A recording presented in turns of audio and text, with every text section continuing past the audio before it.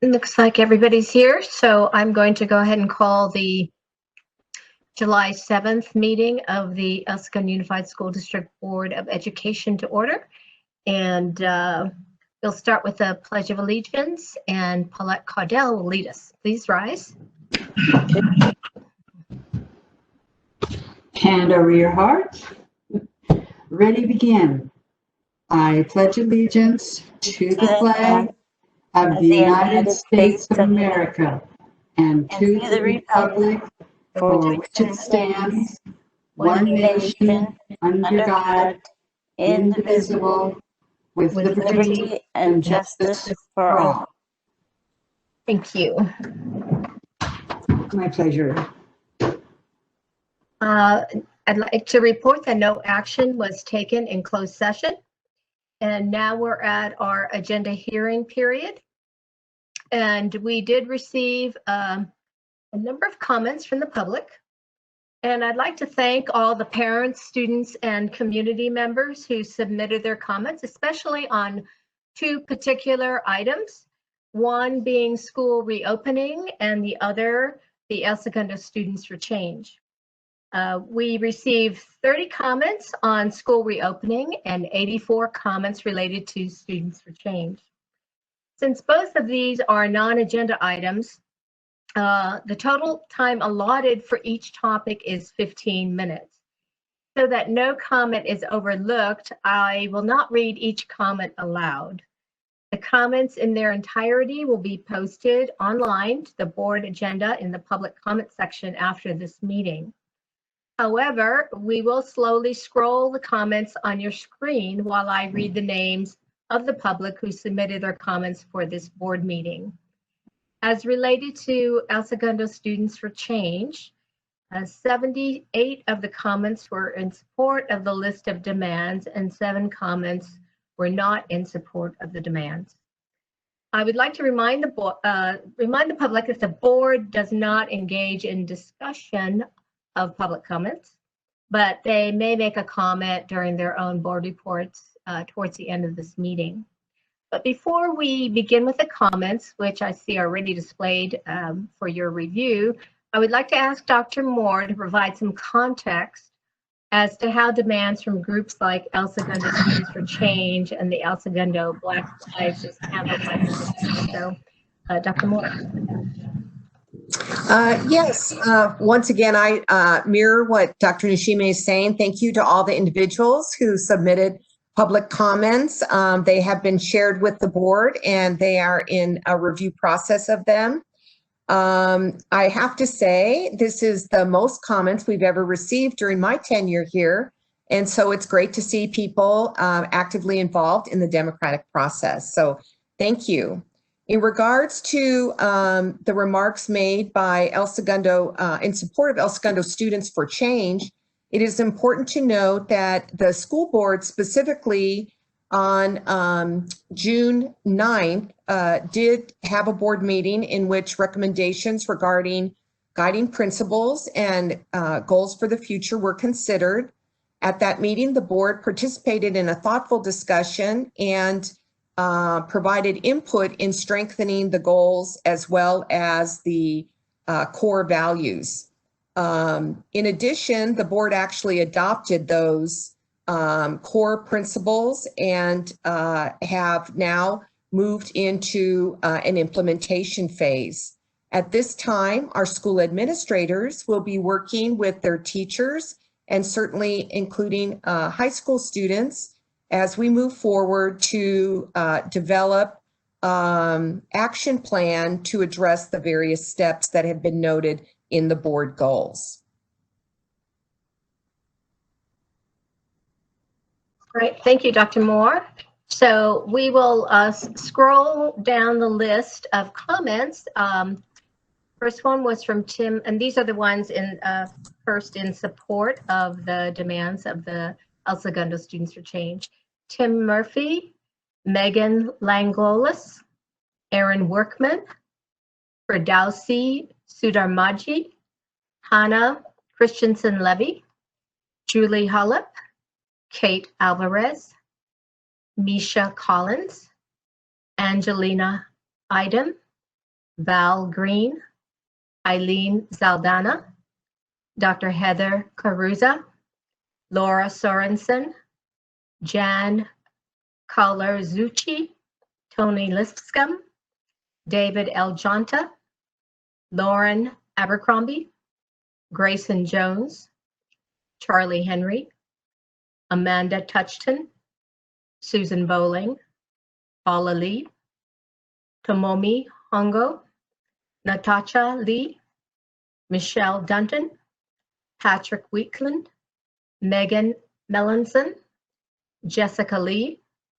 Susie Miller, Fernando Ayala, Aaron Shems, Thomas Davies, Grace Ringette, Michaela Turner, Avery Torres, Dakota Mack, Vicky Ayala, Lily Goldman, Lucy Gonzalez, Journey Manzo, Katie Schneider, Tanya Taylor, Madeline O'Reilly, David Hullup, Stephen Miller, Alexia Park, Quinn Gilbert, John Burton, Elias Garcia, Roland Weber, Adam Goldman, Jeanette Davis, Chris McNeila, Lisa Daggett Cummings, Shannon Voss, Samara Yousufzai, Sam Miller, Keith Puckett, Jenny Nixon, Casey Ryan, Alyssa Ryan, Bridget Rome, Jala Perry, Lauren Turner, Anya Goldstein, Teresa Delgado, Danielle Boos, Samantha Slama, Bara Burns, Megan McCann, Ashley Richmond, Blair Frey, Robin Ringette, Jay Hoschler, Spencer Miller, John McHaver, Rebecca Hoschler. I believe those are all the names for those, and one more, Alyssa Chesmore, are in support of the demands of the El Segundo Students for Change. And then the following are not in favor of the demands: Bailey Bronkhart, Jordan Tritt, Nikia Gonzalez, Kyla Huntz, Megan Olson, and then an anonymous comment. I believe those last names were in favor. Oh, okay. I can't see the names on the screen. I'm just reading from the list. So all these names were in favor? Yes. And Okay. now we've moved on to the list of not in favor. Do you need assistance? They are a little small. So we have all 84 were in favor. Better. Okay, so then the following names are for those who are not in favor of the demands. First being Corey Zupo, Cynthia Camino,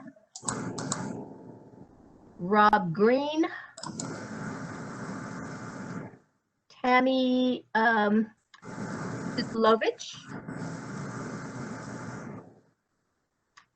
lifelong El Segundo resident, Mike Robbins,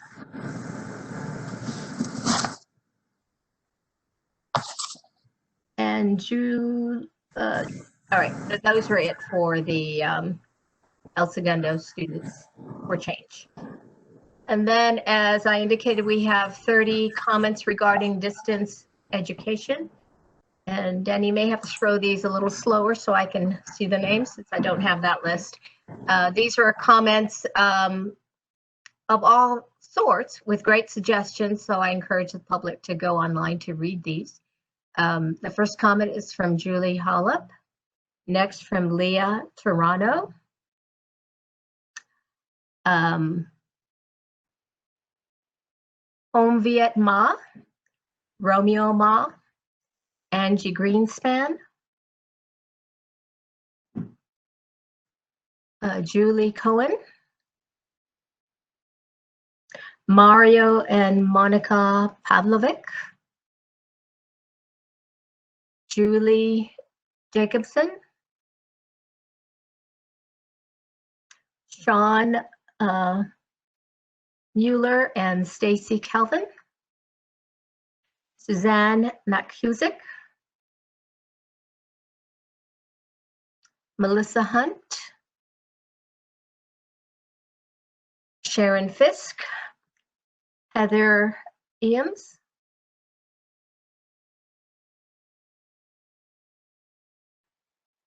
Ephraim, no last name. That's Ephraim Freed. Ephraim Freed, okay. Noah Farrell, Ashley Garcia, Sharon Steele, Randy and Jody Klieger, Sarah Townsend, Shannon Voss, Mark Caragnolo, Melissa and Jonathan McCafferty, Gail Sedebaka,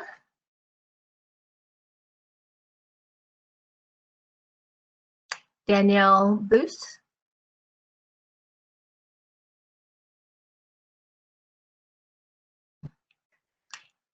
Kelly Gittleman, Steve and Bobby Smetana, Michelle Keldorf, Leah Butler, Megan Carey, and I think that is it. So, number of comments, great interest in this topic. So thank you everyone for submitting. Dr. Moore. Yes, I did want to mention that we really appreciated the comments. The board, once again, is receiving an entire summary report with all of the information as noted. I also wanted to mention that in her address to schools today, Dr. Barbara Ferrer from Los Angeles County Department of Public Health really gave a cautionary tale and instructions to all school districts in the county. The cases are surging in COVID-19, and it's important to note that several folks in their letters to the board indicated that why didn't the school district allow for a choice of 5 days a week as an option for the fall? And I regret to share that that is not an option for the fall based on the guidelines from the Department of Public Health. This is a health order that will be coming out shortly. And they've indicated that we have to have a smaller number of students in the class and ensure social distancing of 6 feet between students. In addition, Dr. Ferrer feels as if it's going to be several weeks for this surge to get under control. And the possibility exists, although it is our intent to open schools to a hybrid model, allowing for face-to-face instruction 2 days a week, that if this continues, that all school districts will have to remain in distance learning. So it's very, very important that we do not take this lightly, that the public at large follows the protocols established by the Department of Public Health and the orders of the governor. This is a very serious situation, and we cannot risk our students' health or the health of our staff in a reopening. In addition, I really appreciated parents specifically sharing with us an article from the American Association of Pediatrics. And once again, this is a highly reputable medical organization, but the school district is required to follow the health order from the Los Angeles County Department of Public Health. We have no choice. That is what we are required to do. So please know there's not a single member of this board or our administration that would not want to open 5 days a week. but we cannot do so unless it is safe. It's a very serious situation we're in right now. Thank you, Dr. Moore.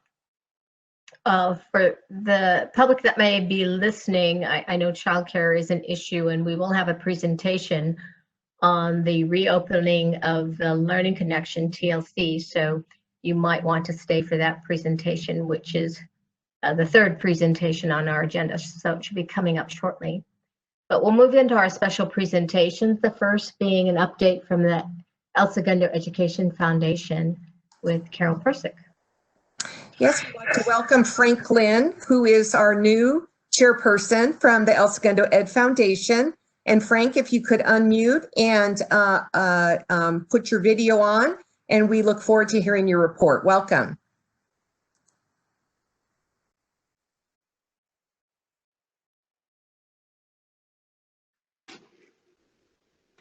Can you see me? Yes. Oh, but we can't hear you. You muted yourself. Okay. Okay. Oh, now? Are we good? Now you're good. Okay, thank you. Hello, everyone. My name is Frank Lynn. I'm very happy to be here representing the dedicated staff and board members of the El Segundo Education Foundation. As you may be aware, ED began its new fiscal year on July 1st, and I am the new chairperson of the foundation. Happy to be that too. I would like to personally thank Neil Cadman for stepping up and being the chairperson of the Ed Foundation for the past 4 years. I'm hoping not to emulate that. His leadership and dedication to our schools is commendable and greatly appreciated. It has been a pleasure serving on the board with him. He has promised to stay active on the board, and we are greatly appreciative of that. I'm pleased to let you know that due to the community's commitment to education and support of ESUSD, ED was able to fully fund our fiscal year 2020 grant pledge of $1.8 million to the school district. Thank you to everyone who's watching and in our meeting for your generous support of ED. I'm also pleased to let you know that at our June board meeting, the ED Foundation voted to pledge another $1.8 million for the 2021 school year. We understand that this upcoming school year will be different and challenging. But as a foundation, we are committed to financially supporting ESUSD to ensure that every student wins and receives the education they deserve and that our school district is renowned for. Once again, thank you to everyone who believes in ED's mission and supports our schools. And as chairperson, I look forward to meeting all of you and working to enhance education at the El Segundo Unified School District. Thank you. Thank you. We are so appreciative of everything ED provides for our schools, especially in this coming year. We'll be in dire need, so thank you for that commitment. You're welcome. Next, we have a presentation regarding the Pacific Coast Commons development, and we have Lionel Uri from Mar Ventures. So, Dr. Moore. Yes, it's with great pleasure that I introduce Lionel Uri from Mar Ventures and Alex Rose from Continental Development, who are here today to share with us an update regarding development Pacific Coast Commons.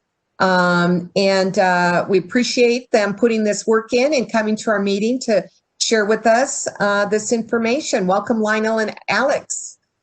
Thank you, Superintendent. Thank you, Dr. Moore. My name is Lionel Uri. I'm with Mar Ventures. And first, I'd like to say thank you to the board and also all the attendees watching remotely for giving us a little bit of time to talk about our project, especially in the midst of larger public health and social issues that are, much higher on the agenda.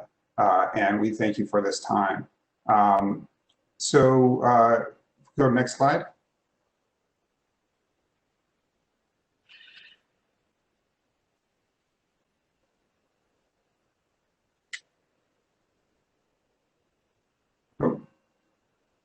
Alex, you might mute. Sorry, it looks like we're experiencing a little bit of technical difficulty here.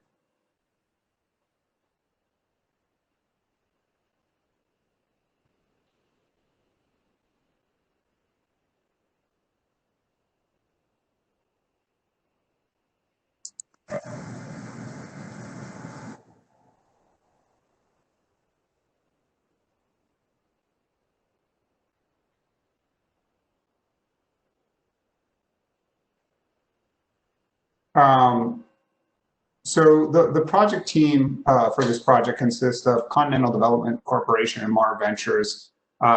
Together, we've worked on several projects in the El Segundo area, such as Plaza El Segundo, Continental Park, Campus El Segundo, Apollo Landing, and Elevon, among others.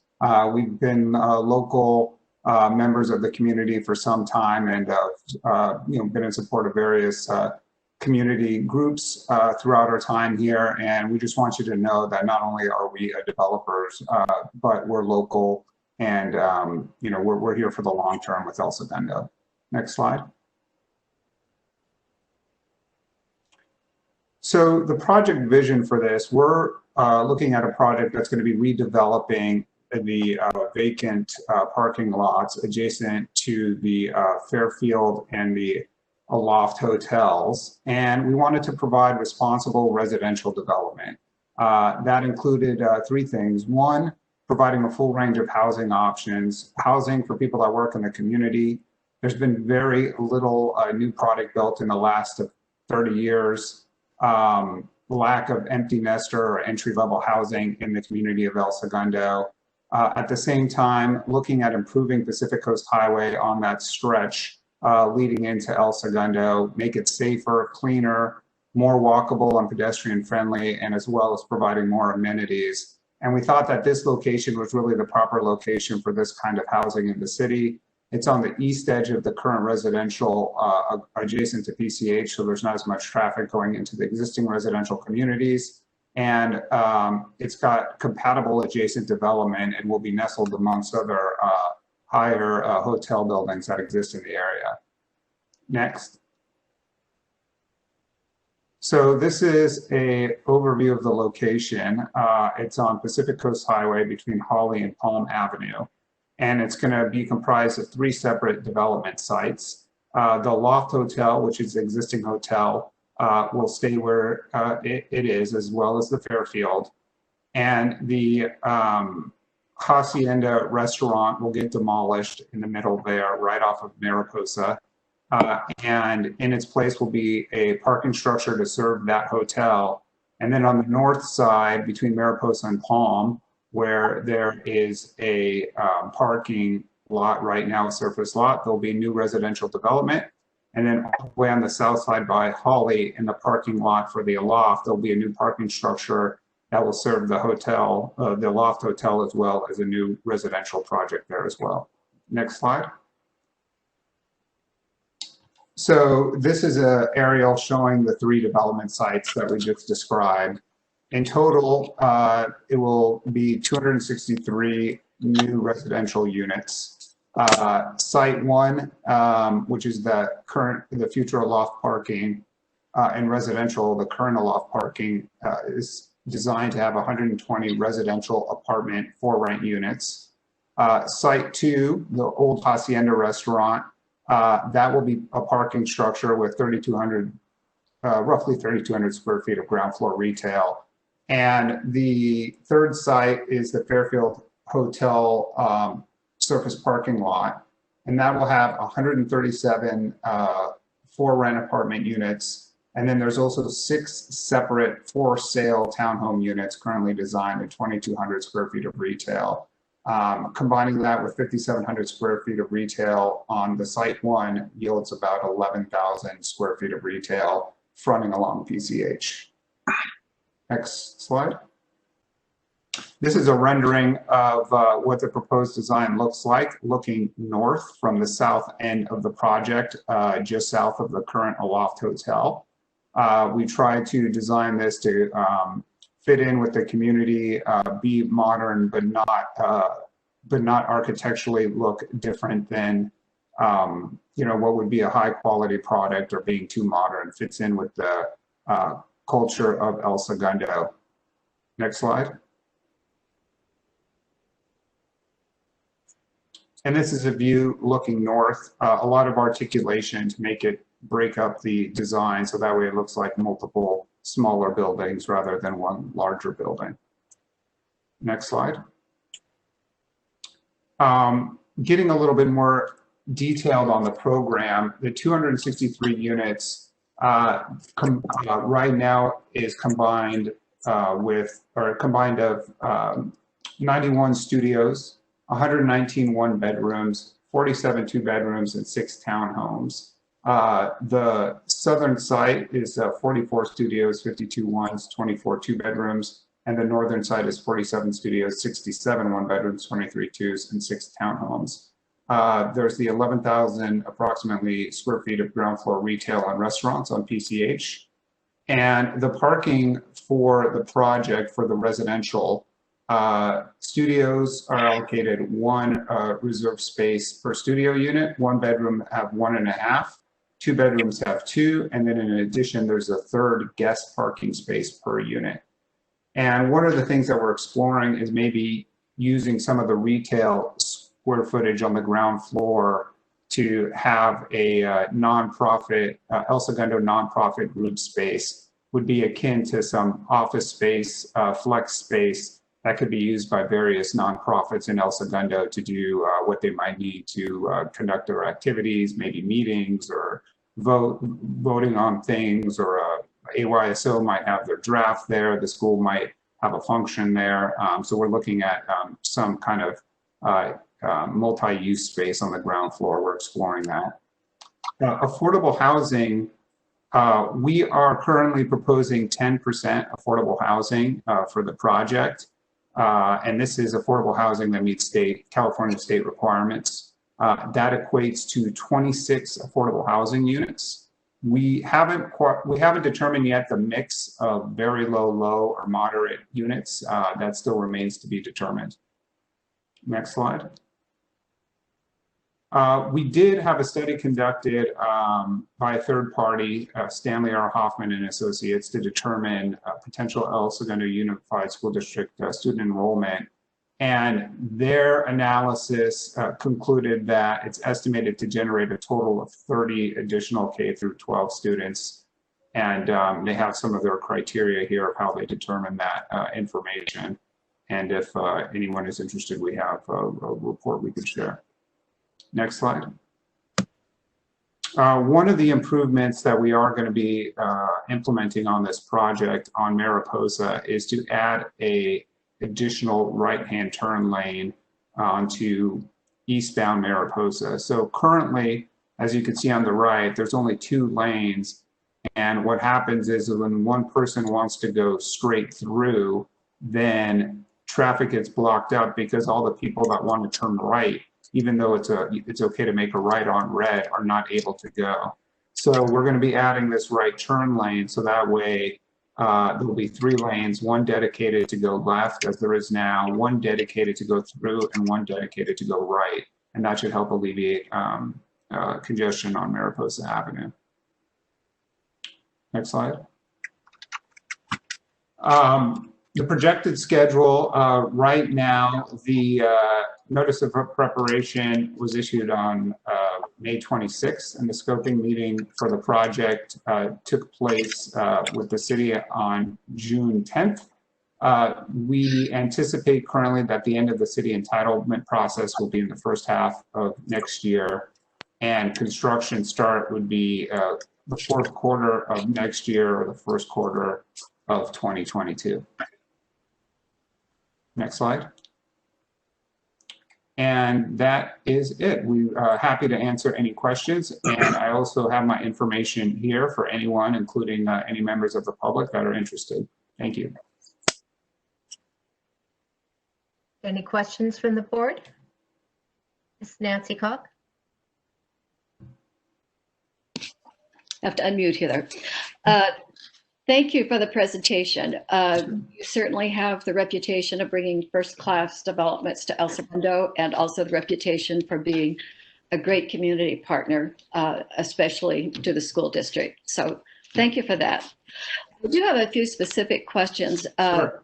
I read that it said you would provide entry-level housing, and I just wondered, can you tell us what that means in terms of price, square footage, and income required to rent those units, those entry-level units?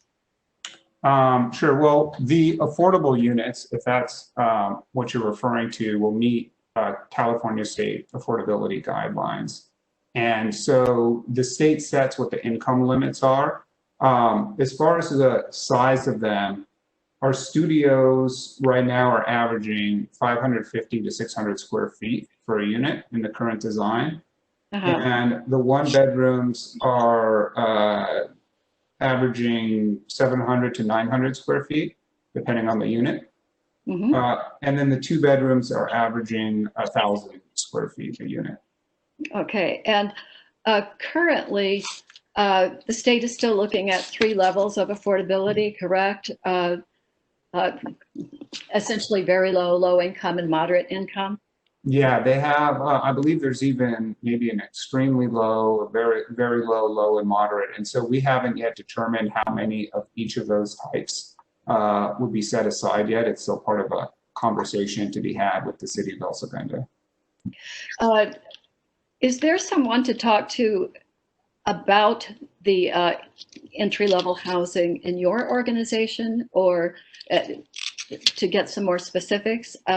My understanding was that moderate income was of around $73,000 a year. I was really shocked when I found that out because I thought it would be lower. So what I found out when I did that research was that, for example, many of our teachers qualified for affordable housing, especially when they're in their first, let's say, 5 years of teaching.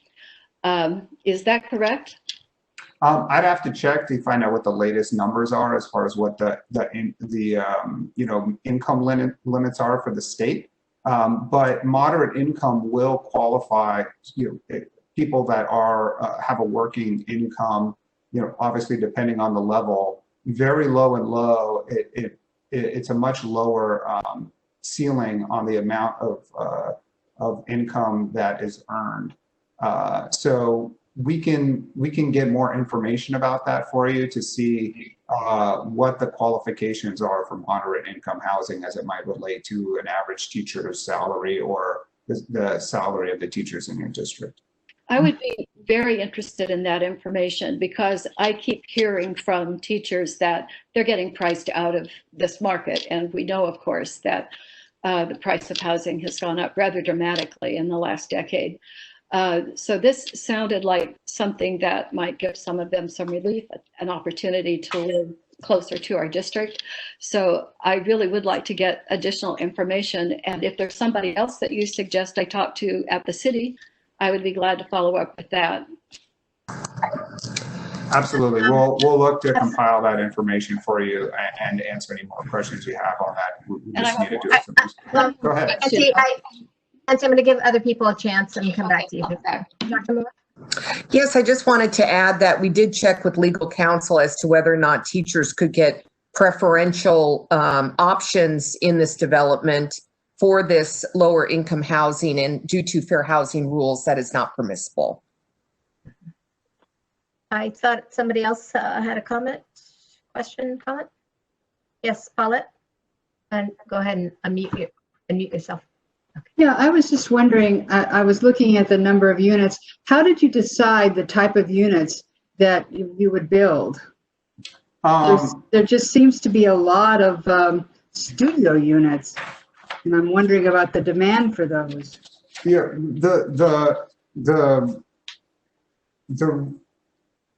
the decision on the unit mix is partially informed by kind of market studies that show that lower, smaller size units, less bedrooms, that there is a fair demand for them, and also on the number of units. So you're kind of trying to balance how many units you could build. If you were going to build, for instance, all 3-bedroom units, then there would be a lot less units in the project.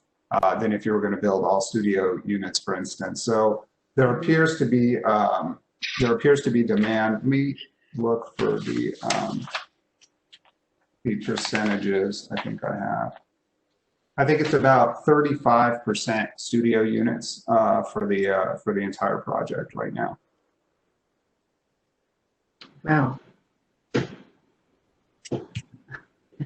Okay, thank you. And I absolutely love your renderings. Oh, thank you so much. They're really, it's going to be an improvement along that street. We hope so. We hope so. Thank you. Yeah. Emily Lane? I saw in your presentation that you expected to start, I think it was fourth quarter 2021 on construction. That would How long probably are be you guys thinking till you'll be finished?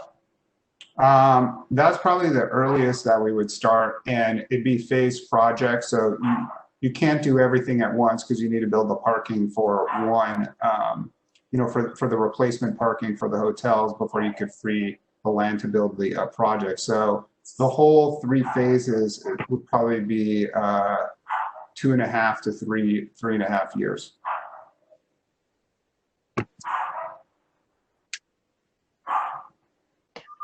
Right, Nancy, did you have some follow-up questions?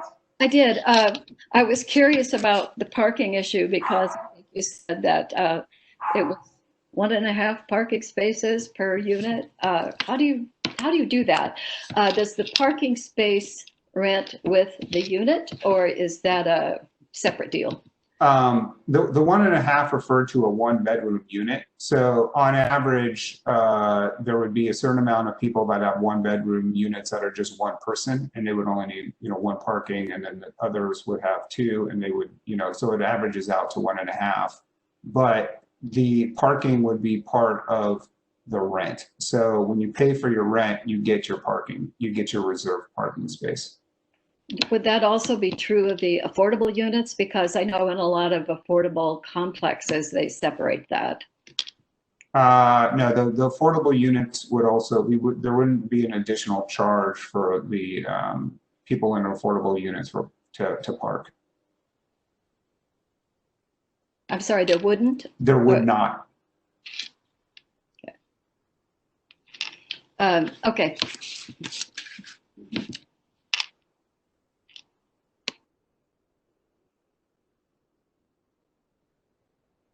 Oh, sorry, I muted myself. So is the cost of the parking incorporated into the rent? Is that why there's no additional charge? That's correct. And also, how is the percentage of affordable housing determined? Right now, there is no requirement for a percentage of affordable housing. So that's been our estimation of what a fair amount of affordable housing would be for this development. Okay, so that's determined by you, the developer? Is that correct? Well, the city will have that has input in that as well. It's not a sole determination. It is the city has the right to approve the project, and they'll have a say in that number as well. Okay, thank you. Great.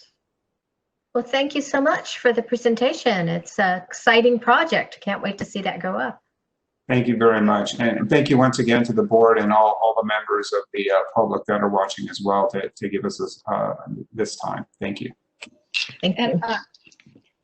Is this available online that people watching might go to see the development? You can go to our website, pacificcoastcommons.com. If we put up the last slide, and I don't know if you can do that right now, but it has the website address there, but it is Pacific, PACIFIC, Coast, COAST, Commons, COMMONS.com, and that's all one word. And you can get information on the project as well as contacting us if you would like. All right, thank you.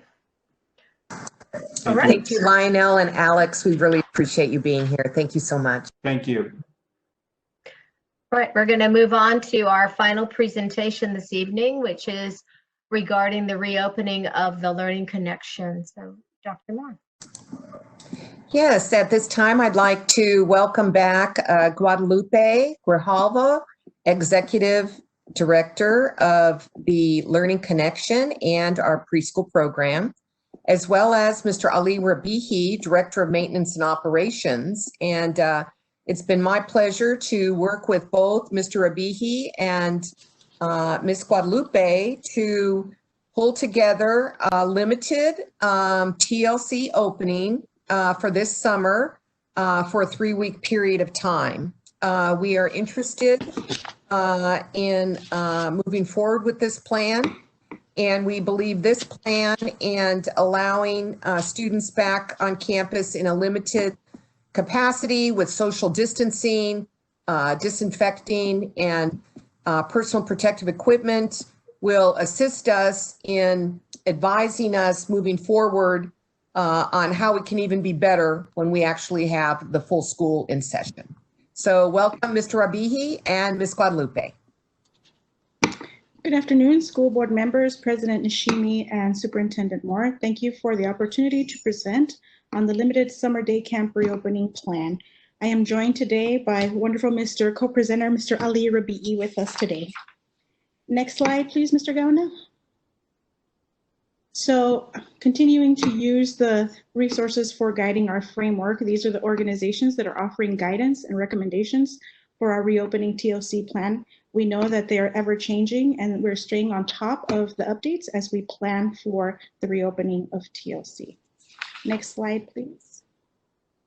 So with the guidelines, we feel confident to offer the following TLC summer day camp. We would be, like Dr. Moore said, offering 3 weeks of summer camp from August 3rd to August 21st, and the hours available would be from 8 a.m. to 4 p.m. We would be offering 4 classroom groups at each of our elementary locations. So Center Street and Richmond Street would each have 40 students. 80 students in total would be able to participate this summer. We are looking at maintaining the 10-to-1 ratio that is recommended in the guideline. We would be also enrolling interested families, and the application is due to be sent out through email to current TLC families by the end of this week. So traditionally, we offer summer camp to families who have had 1 year of enrollment either at Richmond or at Center Street. We don't bring in new families during summer camp. So these students already have the experience of being on site and the experience of participating in this TLC program. And as we see the interest for enrollment, we will be recruiting TLC staff to participate in the day camp as well. Next, I have Mr. Ali that'll go into some logistics and safety information. Thank you, Ms. Guadalupe. Logistics, members of the board, plays a great role in the reopening, of course, of our schools, and certainly in the limited soft reopening of TLC. The safety and well-being and, of course, the health of our students as they come into school, are at school, and when they get home, it's critical for us, and so health and safety is important. Next slide, please, Mr. Gauna. So it is very important to note, and of course, this is something that's affecting districts across the state, throughout the country, the securing of the proper equipment, the proper PPEs or personal protective equipment, and other materials for safe reopening of our facilities is very important, but of course can be very expensive. But we, of course, go with this with the notion that safety is not about being expensive, it's priceless. The safety of all of the children in El Segundo Unified, the kids who walk into our campuses, is of the utmost importance for everybody in our district. Next slide, please. And so today's presentation will be covering various components. It is important to note, as Ms. Guadalupe mentioned, there's a great number of guidance documents out there from various local, state, and federal agencies. We are waiting, hoping that it will happen sometime this week, for not a guidance, but for an order from the county that will direct us on the safe reopening of all of our facilities. But in the meantime, we've looked at all of the guidance documents that are out there, and there are various buckets to curb the spread of COVID-19. One, of course, is our arrival procedures. Secondly, health screening. When students come onto campus, how we're going to go about screening them. But also importantly, our staff, as staff is coming into our facilities. physical, or as we have seen in the media, better known as social distancing within our classes and of course around our facilities. Group size and staffing. This is critically important for schools and even more so for childcare centers, as there are protocols and guidelines that are out there that are far more restrictive than the ones that we would see for, of course, the regular school day. And it will discuss our day camp enrichment, ruler, how it's incorporated. And then another bucket to curb the spread of COVID-19 is healthy hygiene. And we'll discuss how we'll be encouraging that between and among all of our students and, of course, our staff. And last but not least, you may have heard of this new set of initials, CSD, cleaning, sanitizing, and disinfecting. This is also critically important to curb the spread of COVID-19. Next slide, please. Ms. Guadalupe. So looking at arrival procedures, we will have visible signage for staff, parents, and students to help them, to remind them that we need to have these distancing regulations. We will be staggering arrivals so that we can limit the contact of groups as they're coming and going. And we will continue to not allow any visitors on campus because that is what the guidelines are currently telling us right now. Health screenings will be conducted before students enter the classroom, and students then will be able to walk to their rooms. We will re-emphasize sanitation of hands before they enter classrooms, before they enter, to put away their items, and we will designate paths of travel for students from the gate to their classrooms. We will have personal belonging storage like backpacks and lunch bags that will have place for the students, but again, they will have already gone through the sanitation process, so when they come in, that should be clean for them to be able to put away in a clean space. Next screen, Mr. Gauna, Mr. Ali. Certainly. A health screening, as I shared earlier, this is one other measure to curb the spread of COVID-19. Now, as far as guidance documents out there currently, what they share, there's two approaches. There's, of course, the approach of actually conducting our temperature or contactless temperature screening of students as they're entering the campus or at the check-in table or check-in tent, if you will. The other approach is through a remote fashion. And a remote fashion is when the student at home, prior to disembarking to come to school, is assessed by their parent or guardian. And of course, the hope would be that if they are ill in any way, shape, or form, they not come to school. The most important thing in curbing the spread of COVID-19 is not to have a sick child at school. It's really to have them remain at home. Now, the CDE has specific guidelines on what symptoms are to look out for. Those guidelines back on March 13th was a list of 3, and now it has ballooned to a list as high as 12. So certainly it is growing. We're hoping that with the health order, we'll get far more direction as far as the health screening is concerned. But safe to say, it'll be either through a physical symptom checking procedure we'll have at the site or prior to entry, or a remote fashion. And we will have that finalized before the opening of TLC. Next slide, please. Ms. Guadalupe. So physical distancing will be followed in the summer camp, and here are some examples of signage and reminders for staff and parents about distancing. In the fall, we plan to have individual site logos in the ESUSD spaces. And next slide, please, Mr. Gallagher. So group sizing, again, the guidance is 10-to-1 in the existing TLC classrooms. We will also be physically distancing the classroom so that staff and students can maintain that space amongst themselves while they're in class. And we will be using tents for outdoor instruction, and we plan to engage students in available outside spaces. That is also part of the guidance to be able to spend more time outside. And as we're looking at how many students are interested in participating, we're going to be recruiting and training the TLC staff, beginning with lead teachers to guide those groupings. I'd also like to note for the board that the 10-to-1 ratio is specific to child care. So that is not the same ratio that will be required for our classrooms. I think that's important because that information was shared via a city council member today on Instagram, and that is only for the TLC program. Child care, that is the established ratio at this time based on the pandemic. So when we start back, we would be looking at roughly a 12 to 1 in our primary grades, and then upwards to 18 in a classroom at our secondary levels. So, but it would still be much smaller. We will not have any classes that are large like we have had in the past. Sorry. It's okay. Thank you for that clarification, Dr. Moore. So what our day camp enrichment will be like is that we plan to have an experience as close to what we are used to offering at TLC with the new guidelines. So we are planning activities that ensure social distancing, but we don't want to limit social engagement. We definitely want our program to continue to be fun for the students to participate. We will be rotating activities. So within that group of 10 students, we will have smaller groups working together. We will have staggered groups inside and outside so that we're not having too much crossover of groups as they're sharing classroom space or outside space. There will be no more shared supplies. So where we used to have the community crayons, the community markers, the community scissors, now we will have individual sets of supplies for the students to use. And if we're having an activity, then they will have the parts of those activities in individual sets for each student.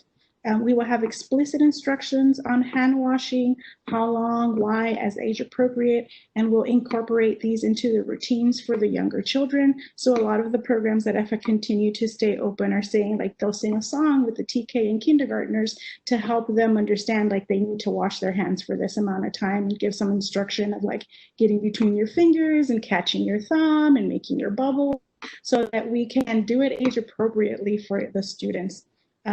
We will have PPE use and expectations for all. So there are definitely a lot of concerns about when are we going to wear a mask, when are we not going to wear a mask. So there are times where it would be more appropriate to wear a mask, like if we're traveling from the classroom outside, and there's times when we won't need to wear a mask, which will be like when they're having meals. So TLC is going to receive training for their staff to help them with the health screening, understanding the temperature, taking the symptoms that they're looking out for, drop-off and pickup procedures, as well as room protocols. So a lot of these things are what TLC staff has already is used to doing, a lot of hand washing, a lot of reminding of staff. So we're kind of just ramping it up a little bit. Thank you, Mr. Gauna. Next slide, please. So ruler, or social emotional learning, this is another big component about students returning to school. Our district thankfully adopted the Yale ruler and has made that approach part of all of our schools from preschool all the way to high school. So our TLC staff and the students who have had their first year at school are already familiar with some of these components. And I was lucky to participate in the cohort this spring to get trained officially as a ruler implementation team member for the district. So TLC will have definitely a roadmap for implementation that will begin in this summer and then will continue throughout the school year. We plan to have professional development for the TLC staff. We will use all of the TLC rulers, the Yale ruler tools, and TLC currently has training for the charter and for the leaders. So we will just be adding and introducing and implementing the meta moment and the blueprint, which is the last two tools for Yale. The ruler. We'll also have a component for shared communication with parents about the ruler, so they know what we're doing at school can get translated into their homes. We also have access to the Yale Ruler online resources, and with my certification comes about 3 or 4 professional development supports from the Yale Ruler trainings themselves. So if I need anything additional directly from the Yale training teams, then that is also available to me. Next slide, please, Mr. Gauna, Mr. Ali. Definitely. So here is a animated graphic of kind of a before the pre-COVID-19, pre-March 13th, Friday the 13th, 2020 day. And of course, the COVID-19 world on the right-hand side. And as Dr. Moore shared, we're looking at a 10-to-1 ratio in a childcare center classroom, not the way that it used to be in the past. And just to kind of piggyback on what Dr. Moore mentioned, a typical California classroom is 960 square feet.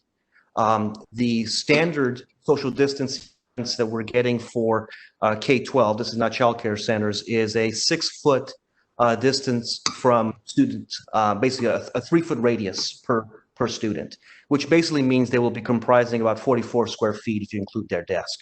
That, of course, translates into the number of 18 desks, so to speak, in a classroom. So it will be smaller class sizes, and the reason for that, and the guidance indicates this, the professionals in the medical field also indicate this, there's this notion of cleaning and disinfecting, which is, of course, very important, and we're going to be following that as we always do.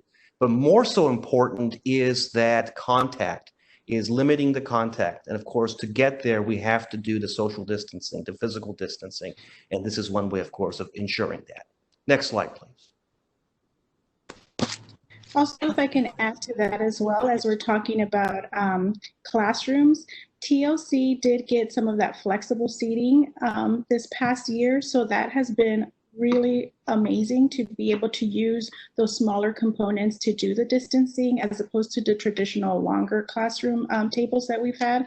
So I'm glad that we were able to, unwittingly have that be part of TLC so that now we're being able to take full advantage of that. Thank you, Ms. Guadalupe. Healthy hygiene, what does that mean? That means essentially proper hand washing. Nowhere is this even more critical than with the younger age group than with, of course, our child care centers. Now, an alternative to, of course, hand washing is hand sanitizing. However, the guidance documents out there, and we expect this to also be in the order, is to be very cautious with the application of hand sanitizers on the part of young children. There's a very strict guidance that you just can't put a hand sanitizer bottle out there and say, have at it. There's got to be proper guidance. So one thing that, maintenance operation has done, and it's a very challenging thing for many neighboring districts, but we did, of course, secure the rental of hand washing stations, which we'll be applying to TLC. But maintenance operations was able to find another vendor, and we're hoping that we'll be able to add even more hand washing stations at our facilities, not just for TLC, but throughout all of our campuses. Hand sanitizer is great. We're also working very closely with a vendor of having a hand sanitizer dispenser in each and every classroom, as well as a proportionator that will manufacture that hand sanitizer on site and refill. So we don't have to wait for it to be shipped from some vendor or some center. So it is of course, very important. One thing, since we're talking about healthy hygiene, of course, having the kids wash their hands is important to curb or limit the spread of COVID-19. It's all about mitigation at this point, all about mitigating COVID-19. The notion of masks, recent guidance that we've looked at, Ms. Lupe and I, states that, students are going to have to wear, as well as staff, cloth masks. That's, it's going to happen. To prevent the spread, that's going to happen. Now, we have secured surgical or medical masks because the guidance does state that were a student to appear ill or fall ill during the school day, the staff member immediately removes their cloth masks, applies a surgical or medical mask, and the same is offered and provided to the student. Why? Because the surgical and cloth masks both prevent the transmission, or actually the targeted individual that is limited their chances of actually contracting the virus, as well as the individual who's applying the care. So we have secured that, and that will be at the disposal of TLC as well. Once again, another measure to curb the spread of COVID-19. Next slide, please. Yes, cleaning, sanitizing, and disinfecting. Let me first start off and just share with everybody, and everybody, of course, knows this. There's a litany of chemicals and products out there that help in the disinfecting, the killing of this virus. They're all out there. Anything, can be used. Very important, and this is what the guidance states, is the application of such materials and the use of such equipment. Hitting the high-touch areas. So number one, it's the target. Hitting the high-touch areas, the high-frequency areas, is very important on the part, of course, of our custodial staff. And, we did a training early in the summer when the summer started. We also did a training back when we went into school closure. But hitting those high-touch frequency areas, that includes the doorknobs, the faucets, anywhere where there is basically the high touch. The second critical piece is efficiency. And by efficiency, we're talking about, you have X number of square foot to cover, you have X number of personnel, and X amount of time. So how to actually expedite that. So that's why we have invested in what's called electrostatic sprayers that will, of course, increase the propensity to disinfect and, of course, increase the efficiency, limit all that time dedication to disinfecting, but ensuring that the place is clean. Next slide, please. So with all the planning, we must also be ready in case we do experience a COVID-19 case. So this is part of our plan for the exposure control, which would be isolating a student from others immediately if we suspect that they might have symptoms that are related to COVID-19. We would be contacting the parent for pickup, and we would also follow the CDC and LA County Department of Public Health protocols, which give direction on how we would proceed and how we would contact the additional families in the classroom, as well as if those families then would have to quarantine or observe for symptoms. And then we would deploy the emergency response team to disinfect the classrooms and any areas that we suspect would have been exposed from this student or this interaction. Next slide, please, Mr. Gauna. So next steps, ongoing communication with families. Again, to reiterate that the application will be emailed to the existing TLC families to participate in the summer program at the end of the week, and we will be notifying families once they are able to enroll in with us. We will continue to follow guidelines for safety reopening and then transitioning hopefully to the fall and school year to support students as we return for the 2021 school year. Next slide. So thank you for your time and attention. Anything else to add, Mr. Ali? No, I think we're good here. Thank you. Okay, thank you. Thank you so much. Questions, anybody? Questions or comments from the board? I have one. That's okay. I'm wondering what happens if you get everybody who's ever been in TLC that wants to do this summer program. How do you guys decide on who gets the 40 slots? Because I know I will get asked that question. Yes. So we would do as we traditionally do with people who are asking to enroll into TLC, is that we send out a Google Doc and their applications then gets timestamped at the time that they are received. So that's how we would be looking down the timestamp of those applications to be able to find the best fits, whether we're looking for, younger age groups, older age groups, because we want to be able to have a variety of age groups to be supported. Great, thank you. And thank you for that very thorough presentation. I know everything you have to do is going to continue to change, like everything we are trying to figure out for the fall. So thank you for working on this ahead of everybody in that capacity. Yeah. And we will send you positive vibes as you keep having to finesse it.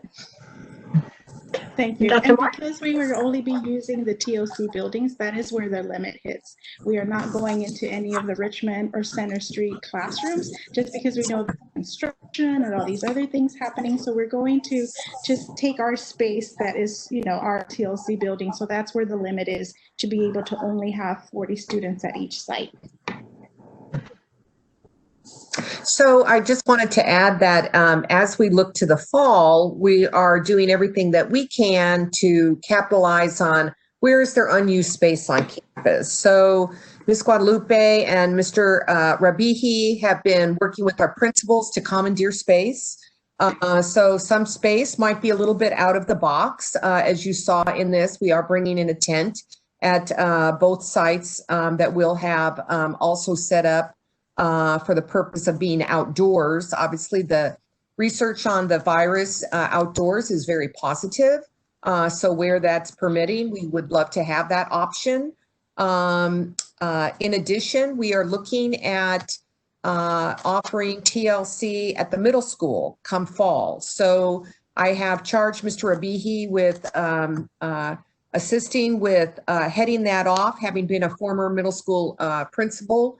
And knowing that site very well, to work with Mr. Wright and Ms. Alashian, administrators at the middle school, to identify what space is available over there, along with Ms. Guadalupe and Ms. Denise, because we will be having Ms. Denise return to provide oversight and support for the program. starting August 3rd. We're also excited to have Ms. Moot. Hopefully she'll agree to come back and assist with some training of our staff. So we're really taking a comprehensive approach. We apologize for the length of the presentation, but based on the feedback from our parents and our staff, people really wanted to know in depth what safety measures were being taken. So we specifically built that into the presentation in order to be specific. Ms. Guadalupe, did you have anything else to add? I did hear back from Miss Daphne Moot, and she is bringing the band back together. So we're getting together with Miss Denise sometime this week to start planning on what are the important factors that we want to share with TLC staff to help them to come back for the summer. One thing that wasn't covered was the cost, and I'm sure with all the additional cleaning protocols and the smaller class size, that's going to impact the cost. I don't know if you're prepared to say anything about that now, or just let us know when you'll have some kind of fee schedule. I believe Ms. posted the fee schedule in the board item. Ms. Lenz, could you respond to that? Oh, is it there? Okay. Yeah. Hi, yes, I believe it's submitted posted for review in the board item for, I think, approval for tonight, right? It's in the action items as well. Yes. Oh, Correct. okay. Right, then we will see it. We are still working on what the fee schedule will be for both Eagles Nest and TLC in the fall, however. That is still in flux as to what that will be. In addition, we're also looking at other creative space that we can locate within our school district or outside that we could use. So we could accommodate more parents where possible. All right. Thank you very much. It's exciting that we're launching this program anyway. Yeah, I would like to note, Dr. Nishime and board, that, you know, a choice to go into TLC is an individual parent choice. And obviously, the district is promoting a face-to-face hybrid model for the fall, and that maintains a cohort, especially at our elementary schools, for the 2 days that that student is in attendance. When you introduce TLC into the mix, there are more students that are potentially mixed. We cannot promise purity, and so parents are going to have to make individual choices as to whether or not they want their child participating. We recognize that, but we also want to provide this service because our parents have asked for it. So we can only do so much. And so because our parents have said, please, please don't let us down and provide this service, that is why we're moving forward, and we'll do our very best. Right. Thank you very much. Appreciate it. All right, moving on to our agenda, we next come to the consent agenda, and we have items A through R. And A, we are approving 2 sets of minutes, both for the special board meeting that we had on the budget, as well as our regular board meeting, for which I think everyone was in attendance at both. Are there any items that have to be pulled for separate consideration? All right, then if I could have a motion to approve consent agenda items A through R. Okay, it's been moved by Nancy Cobb and seconded by, did I see Emily's hand go for Tracy? Okay, seconded by Tracy Miller-Zarnicki. So we'll do a roll call vote. Tracy, your vote? Aye. Emily? Aye. Nancy? Aye. And Paulette? Aye. Aye from me, so consent agenda is approved, 5-0. Next, we have acceptance of gifts. So Emily Lane, read those. In accordance with Board of Education policy number 3290, the board may accept gifts as long as there are no conflict with education code or other public laws. 3 donations, from one for Your Cause, $87 to Arena High School. Chevron Products Company, $500 to Arena High School. And the El Segundo High School PTA, but I believe they are PTSA, $18,100 to the El Segundo High School. Seeing no conflict, I move approval. May I have I'll second. seconded by Tracy Miller Zarnicki. Okay, roll call vote. Tracy, Aye. Emily, Aye. Nancy, Aye. Paulette, Aye. and I from me. Of course, we're more than eager to accept any gifts that the public would like to give us. Thank you. Moving on to the approval of the master contract with Discovery Ranch for Girls, RTC. Dr. Moore? Yes, this contract comes before you in order to meet special education students' individualized education plan. All right. Motion to approve. So moved. Moved by Paulette Caudell and seconded by Nancy Cobb. Any discussion on this item? I believe we've used them in the past also, haven't we? Yeah, they look familiar. All right. If there's no discussion, then roll call vote. Tracy? Aye. Emily? Aye. Nancy? And Paulette? Aye. And I from me, so 5-0 to approve this master contract with Discovery Ranch. Next, we have an item to approve the professional development on a new learning management system for use in 3rd through 8th grade. Dr. Moore. Yes, I would like to thank Marisa Janicek and her team for moving forward with this item. One of the main feedback we received from our parents was the need for continuity in a learning management system. So we are very happy to move forward with Altitude, which the learning management system is already part of our contract. But this is actually the cost of professional development for our teachers. Our teachers are absolutely committed to working on this work and the platform, and very excited. We would love to have this be mandatory, but of course this is time when teachers are on break. But I know they are very, very interested in participating. So I don't know if Ms. Janicek has anything else that she would like to add, but this is absolutely a great step for our district, along with adoption of Seesaw for kindergarten through 2nd grade, which was heartily endorsed by our administrative and faculty team.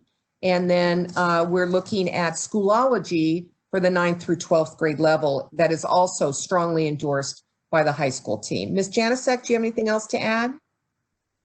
Sure. Thank you, Dr. Moore. I concur. Our teachers have been outstanding. The committee really thought this through. We heard the need from our parents, from our students, and from our teachers to have more consistent platform. We wanted one. It wasn't feasible. It wasn't the right fit for all age groups. So we are very thankful to move forward with, as Dr. Moore shared, Seesaw, Altitude, and Schoology. So more work to be done. Our teachers are digging in, and we're going to provide them the support, along with support for our parents and students. So we're working on that now that this is hopefully being approved. And then we'll have lots of communications coming out this summer to help everybody on board. Right. Before we have any discussion, I'd like a motion to approve the professional development on this new learning management system. I'll move approval. All right, moved by Nancy Cobb, seconded by Paulette Caudell. So discussion.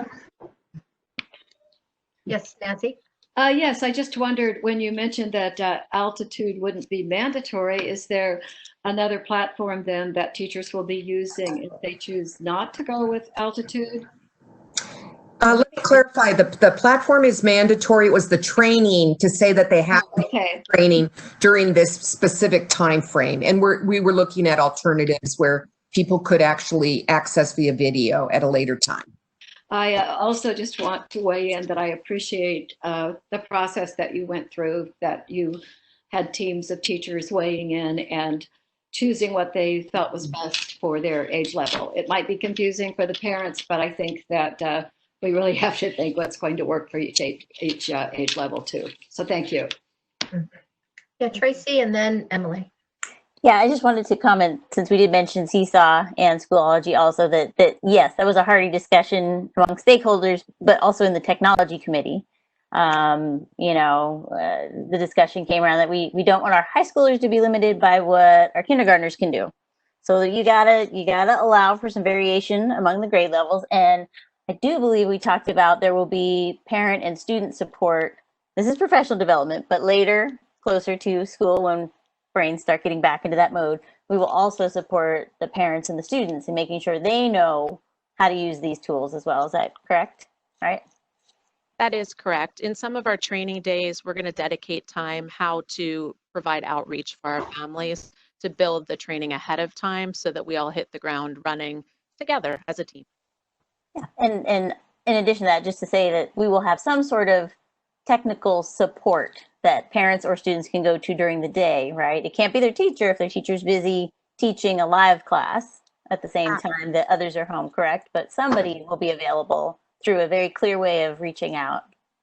Yes, we are working on that right now, and making sure that the parents do have the support during their distance learning days, especially, but also the teachers on the days that they're developing it. So we are very thankful for the learning management systems we have, because they have strong support built in, which was really important to us as well. And Ms. Zarnecki, thank you for bringing that up. We did talk about this in the technology committee, even before we had to go into distance learning, knowing it was a need for our district, and it was glaringly obvious as we moved into distance learning. So we absolutely feel good about bringing this together, and know that it'll be a much different look in the fall. So thank you. Mm-hmm. Okay, Emily? Yeah, so I think I was one of the biggest voicers of how frustrating it was. But I think the difference is now we're going per grade level, and I completely understand that. It was within one student having multiple platforms with that student and that teacher, depending on what teacher. So I think if we can streamline it to these age groups, parents know for the high school I go here, middle school I go here, elementary here, I think that is phenomenal. And I think that will help clear up a lot. Mm-hmm. Yeah, many of the issues that parents were bringing up in their comments had to do with that platform. So hopefully they're still listening and understand that we have addressed that issue the best we can, given the circumstances, and the distance learning in the fall is going to look very different from what happened in the spring, which, rightly so, had a lot of criticism, but I think we've learned from that, and we have made some adjustments, a lot of adjustments. So the experience should be much, much better in the fall. That's I'm trusting. Any other comments? All right, then we will do the roll call vote. So Tracy. Aye. Aye. Emily. Aye. Nancy. Aye. Paulette. Aye. Aye for me, so 5-0 in favor of the professional development. Next, we have action on what we just heard in terms of the Learning Connection 2020 Summer Day Camp Program and fee schedule. Dr. Moore? Yes, this is what we had our presentation on. The fee schedule is attached, and we recommend approval. Right. Motion for this particular item. It's been moved by Tracy Miller-Zarnecki and seconded by Nancy Cobb. Any discussion on the fee schedule for the summer camp? All right, then we'll move into the roll call vote. Tracy? Aye. Aye. Nancy? Aye. Emily? Aye. Paulette? Aye. And aye from me, so 5-0 to approve the fee schedule. Next, we have approval to open the Learning Connection childcare program for the 2020-2021 school year. Dr. Moore. Yes, at this time, I'd like to call on Dylan Ferris to explain this item. As you know, the board took action to lay off our Learning Connection employees. And so there is necessary actions that need to be taken. I'll turn it over to Dr. Ferris. Well, thank you very much. So as you mentioned, as of July 1st, we had laid off the entire staff for the TLC program. We will be rehiring those people as positions become available, and that will be based on enrollment. However, the position that they're being called back to from the layoff is actually the school year position. So we're getting your authorization to reopen the school year program, which is the positions that will be offered back to these employees in the order that we actually have enrollment to bring them back from. This summer assignment is actually an extra assignment for them that's attached to the school year position. Right. It's important. I think it's important to note, board, that it does not mean that all employees who were in this program will be reemployed. What we find as we look to the requirements of the fall, there will be full distance learning days of TLC. And so we will require a certain skill level on behalf of the employees. And so we will be taking that into consideration moving forward as to which employees are called back, who have the skills and abilities to support students in that capacity. All right, so like a motion to approve the Learning Connection childcare program for the 2020-2021 school year. Here we go. Okay, it's been moved by Paulette Caudell and seconded by Nancy Cobb. Any further discussion on this item? All right, now it's an important service parents are looking for. So roll call vote, Tracy? Aye. And Emily? Aye. Nancy? Aye. And Paulette? Aye. And I for me, so 5-0 to approve the opening of the Learning Connection childcare program. Next, we move into information pending action. Consideration of approval of Project Lead the Way Computer Science Essentials class. Dr. Moore. Yes, on behalf of Dr. Gooden, principal of El Segundo High School and the leadership team at the school, we bring forward for just your consideration this evening, Project Lead the Way Computer Science Essentials class. This class was made possible by a grant from Project Lead the Way, and we believe it will provide students an option that will complement the current programming at the high school. This will be brought back to the board for action on August 4th board meeting. Right. Thank you. So let's move on to reports. We have the informational calendar. Dr. Moore. Yes, this is the time of year where we kind of go on summer hiatus. So I don't know, at this time, this is going to be the case though. So you'll have to continue to check your emails and your text messages as we move along here.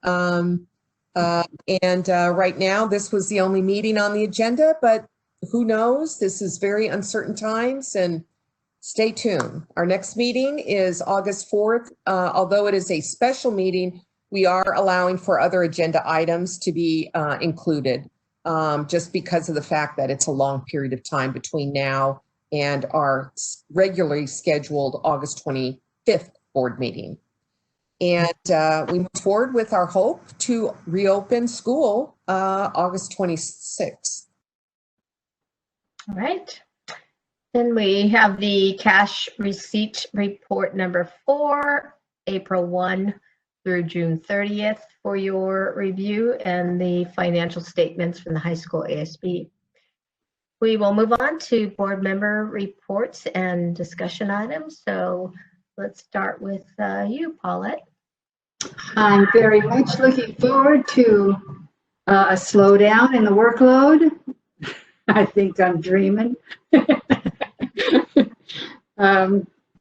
I have been just buried in reading since the last board meeting, trying to stay up with all of the emails, texts, and information that we're supposed to be digesting. So here's the summer. All right. Yeah, happy summer. Happy summer. Let's hear from Nancy Cobb. I did attend a SoCal Rock meeting, or actually I don't think I was attending one since I talked to all of you, but we did get an update. There was an initial conversation between the president of El Camino and the superintendent of SoCal Rock. And actually, I would say at this point, I would have cautious optimism, because what we do at SoCal Rock really doesn't fit El Camino's current vision. So I will forward that update to the superintendent to send on to you so that you can see what the most recent thing is that's happening. Meanwhile, they're doing the same things that we are. They're trying to figure out how to reopen and how to accommodate as many students and programs as possible, but still follow the guidelines from the County Board of Health. I also want to particularly thank anybody who weighed in tonight during public communication. And I do promise I will read each and every one of those communications, although I didn't get through all of them prior to the beginning of this meeting. But I will do that. We value your opinions, and we will certainly consider those opinions as we formulate decisions. And I also just want to conclude by saying, welcome, Frank Glenn. We are delighted to have you aboard and looking forward to working with you on the Ed Foundation. Thanks. Thank you. Emily? All right, it's been busy. Last week we attended the City School Subcommittee, which I always thank our city counterparts for being willing to do that. I think it's a great partnership and a way to stay educated on each other's issues. A lot of the last meeting had to do with ESUSD. And, it was a good opportunity to explain some of the same things that we've gone over tonight. And so I'll try to combine all this.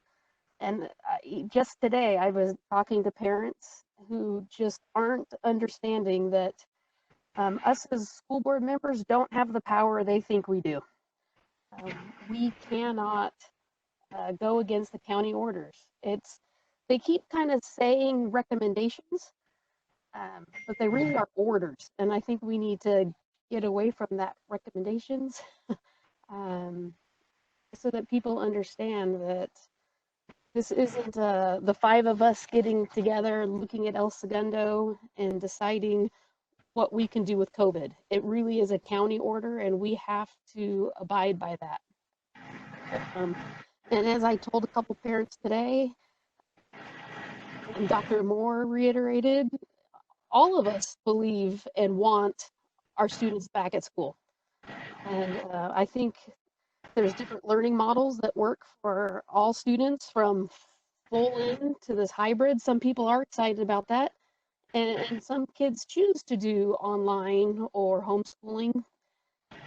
It all works, and it depends on each student. But I do believe full back at school is really important for a lot of students. As I've told you, I've got a student that online does not work. It's a struggle for my child, and I would want her back, but that has to be done with the county orders. But I know we are committed to pushing and questioning and doing everything we can to get them back as soon as we can. And I hope parents really understand that. Second, on Sunday, I attended the Students for Change rally at Library Park. And I want each and every one of those students to know I heard their story, I hear their stories, I believe their stories, and I'm committed to each student in our districts having a wonderful experience. Unfortunately, things happen. Unfortunately, there are other students that cause distress and just do some unfortunate things. I think many people know. I tell everyone, I'm really not an emotional person, until it comes to my family. And so I have 3 students that went through ESUSD, and each of them have had a very unique experience. One of my kids, unfortunately, really had a terrible experience here. And I take that to heart, being on the school board member. And I think sometimes you think, oh, I'm on the school board, and so my kid's going to be immune, and they're going to have this amazing experience. It didn't happen that way. So when I heard those stories on Sunday, I get it. You know, he had a go kill yourself note come home in his backpack. I know the effects that that has on a family, on a student, on their well-being, and it's not acceptable. Anything is not acceptable like that. And I know this district is doing their best. Sometimes it's not enough, and I know that, and we know that, and people are terrible. So I just, we really are trying, and we are doing our best. And the administrators, our staff, we're all human. And we are doing our best, and we are constantly striving to do better. So when I hear the demands, I really don't like it called demands. It needs to be us partnership and us working together. And I know we are committed to doing those things. But it's an unfortunate situation that there are mean people and things happen. But I think we can always get better, and we will be better, and we strive for better. So I hope everyone comes to us. We are a very approachable board, administrators, and we believe and want the best for each and every student. So thank you. I think COVID has had a health toll on families, businesses here at the district, you know, health-wise and financially and emotionally. And, you know, we'll get through this, but this is a really hard time for everyone. So I tell our community, I tell our staff, our administrators, our students to hang in there. You know, we'll get through this, and it's a new thing for everybody. Thank you. Thank you. Tracy. Thank you. I guess I'll start kind of where Emily left off there, because there's so much going on these days, and a lot of it is really complicated and doesn't feel like this easy breezy summer stuff that we usually get to enjoy at this point in the year. But it's all important stuff that we have to work through. So I'll start again where she left off. I was also there on Sunday, and I was impressed that a good number of our current and alumni students were brave enough to stand up in front of a crowd and share their stories of being challenged for who they are and for just trying to live as their true, authentic selves.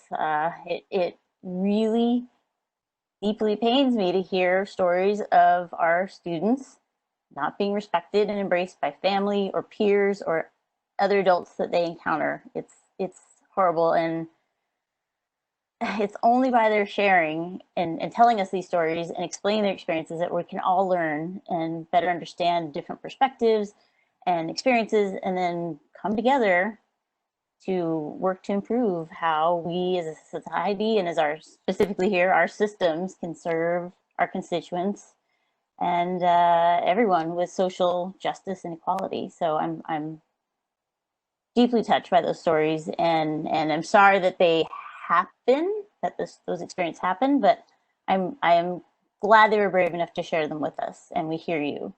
And I'm grateful that even before Sunday, our district took steps. Even back in May, we were looking deeper into our core values so we could be more explicit in our duty to have practices that help us create these global citizens that I've talked about many times, that embody positive, accepting, evolved, and kindness to achieve harmony and equality here and beyond once they leave our fold.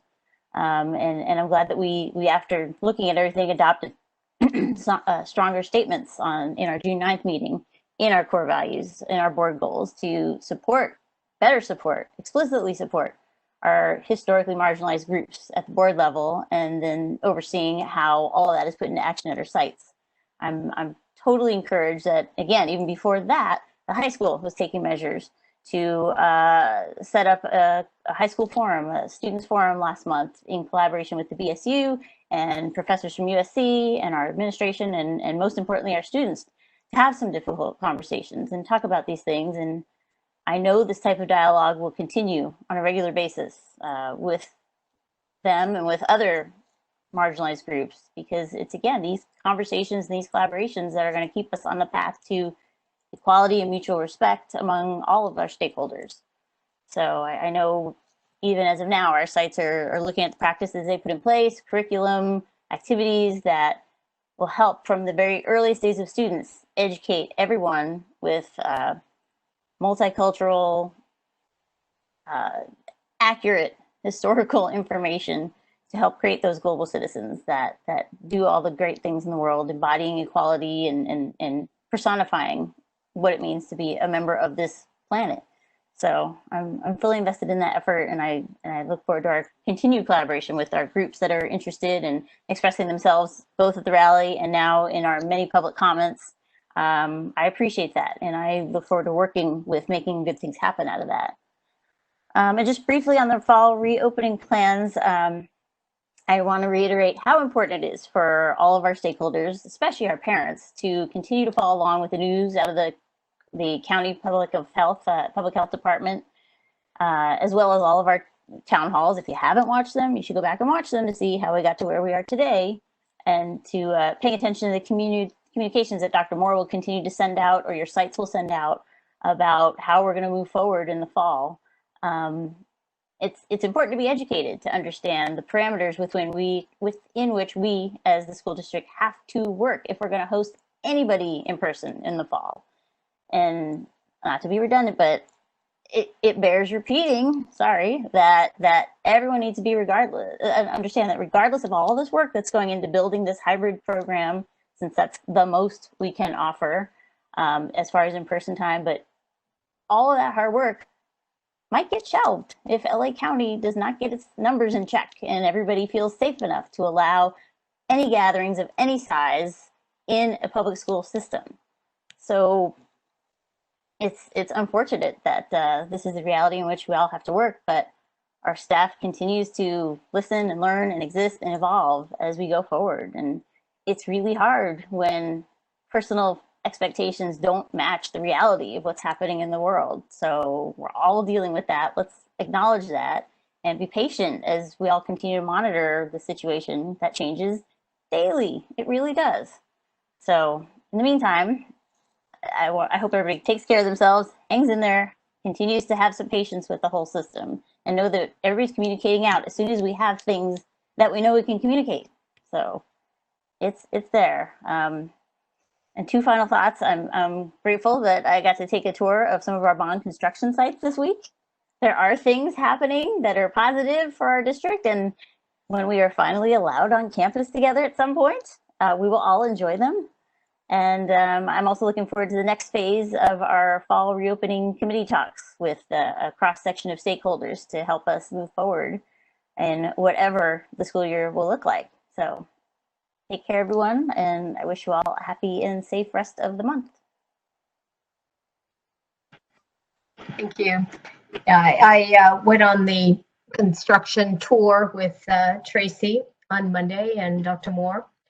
You know, and reflecting back on that, when the bond was passed, the chief consideration in our community was school safety.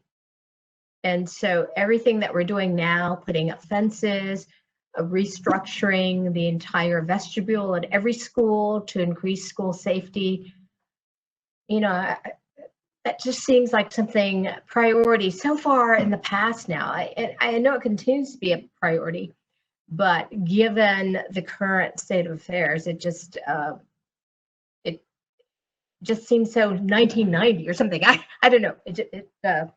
Things change so quickly. And, you know, I appreciate all the comments from the community, from parents, from students. When Dr. Moore and I spoke at 1, I think we had about, I don't know, 50 or 60 comments.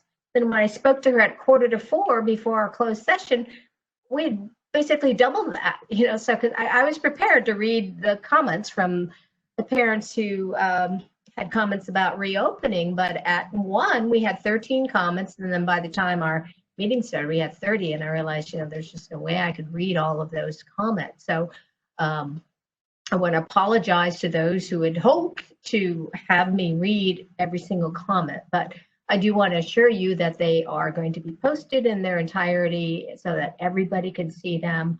I had the opportunity to read everything that was submitted, at least brought to my attention by 1, but again, that number doubled by the time the meeting started, so we had to change our course of action. But you know, these are important matters, so we appreciate hearing from you and having that conversation and to see how we might move forward to better address the needs of all of our students. So that's something I know I, as a board member, and all the board is fully committed to. So we welcome the opportunity to dialogue about these issues and bring them to the surface, because we don't want anyone to suffer in silence. We want to know what's going on, begin to address these issues. So thank you. It's been a challenging year. Appreciate all the teachers, all the administrators, all the staff, everything that's been done to really help us get through this year. And we will be working hard all summer long to make sure that the fall also happens in the most, I don't know, hopefully the most joyous way possible, because fall is always exciting. I always look forward to fall. So we want to make that anticipation and pleasure for students to come back together. And they will be together, as far as we know, at least 2 days a week. But as Tracy has indicated, that could all change depending on the LA County Department of Health. But we anticipate coming back and welcoming the children back to the school site in the fall. So everybody have a wonderful summer. Dr. Moore? Real fast before Dr. Moore, you know, I'd feel remiss if I talked about one of my child's rather terrible experience, but I have others that have had wonderful experiences at ESUSD. So I just really want to put it out there that, you know, I believe in ESUSD. I think there really is a lot of good that is happening, and always things that can be better.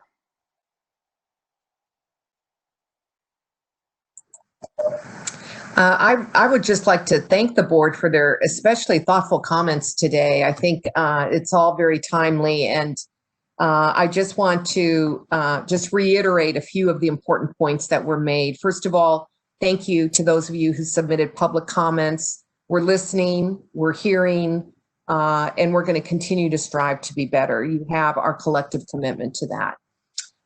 In addition, I want to reiterate a point that Member Lane mentioned, which is we will have to follow the health order. It is not a recommendation. It is a health order from Los Angeles County Department of Public Health. The recommendation documents were from the County Office of Education regarding the model you could perhaps put in place for the fall.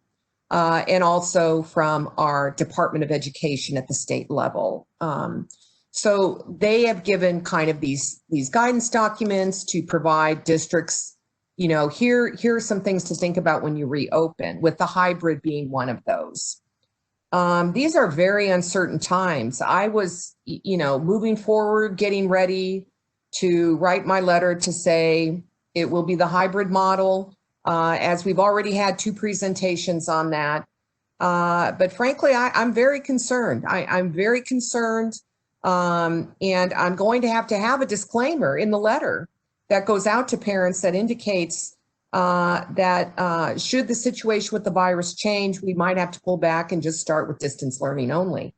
So I just really ask for all of you to provide us time, and please demonstrate some patience and understanding. We are doing the best we can here. We are all working extremely hard. And every day there's a new wave that comes crashing over us.